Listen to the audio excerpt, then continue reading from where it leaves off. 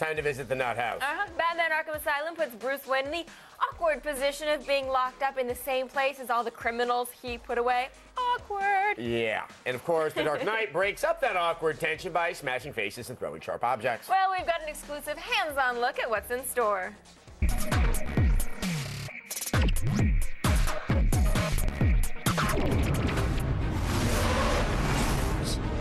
In Batman Arkham Asylum, the Cape Crusader finds himself trapped in the nightmarish prison he sent countless villains to. Now let's get this party started!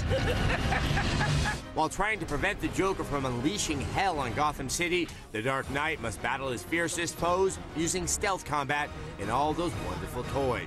But with the inmates running the asylum, does Batman have what it takes to make it out alive? Bye-bye for now! Joining us today for this exclusive look at Batman Arkham Asylum, lead narrative designer Paul Crocker. Paul, thanks so much for being here. I'm very excited. Thank you again for bringing this game, because I showed you my phone, Batman.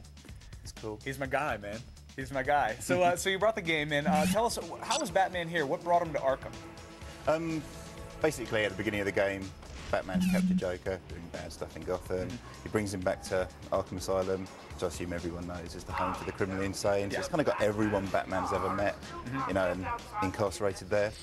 And Joker's got a plan, as he always does. He breaks free, and it's basically a good excuse for Joker to torment Batman for an entire night and try and break him and throw everything he can at him at night. All right, and a really good excuse for Batman to beat the living crap out of everybody that he fights against in comic books.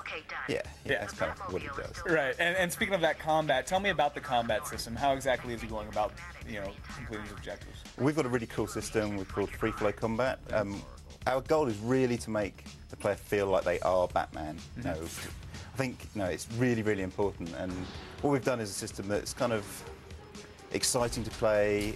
It's easy to play, very difficult to master, but you know, anyone can pick it up and get to grips with it and really just start taking on a few guys. I mean, for us, one of the things is Batman is not scared of a couple of thugs, do you know what I mean? Right. If there's 6 guys down there, he'll just jump in, take them all out. We want the player to really feel like they can do that with relative ease. Cool, cool. And where are we right now in the game? What's going on here? So, this is a little bit after the opening of the game. Batman's kind of broken out of the building that Joker had been trapped in. He's now on the sort of main surface of Arkham Island, and as we can see, Joker and Harley Quinn have sent some guys off to trash his car. So, you know, this is like going back to what I was just saying. We need to survey the area. So Batman grapples up, has a look around. You can see the guys. It's just 6 guys. It's not really much of a problem for him. So he's going to glide down. As you can see, we've targeted one of them, move down, and then enter into the free flow combat. Okay, great. And how did you kind of go about designing that free flow combat? Because as we know, Batman is a master of all martial arts. So how did you make it accessible to people that have never really played combat games, but still give them that deadly arsenal of moves? Well, the first thing is it's based on a few button presses. But so as you can see, we're just starting to take out a few guys, quickly moving between them using the joystick, and then the player is actually able to kind of create their own combos by doing different moves and targeting different guys. These really cool, takedowns and counters occur. And we've got a kind of custom animation system which has been designed just for this to work. And I mean, it kind of looks awesome. Yeah, it does. Yeah, it does. And tell me about, I see the combo multipliers you guys have here. What purpose do those serve?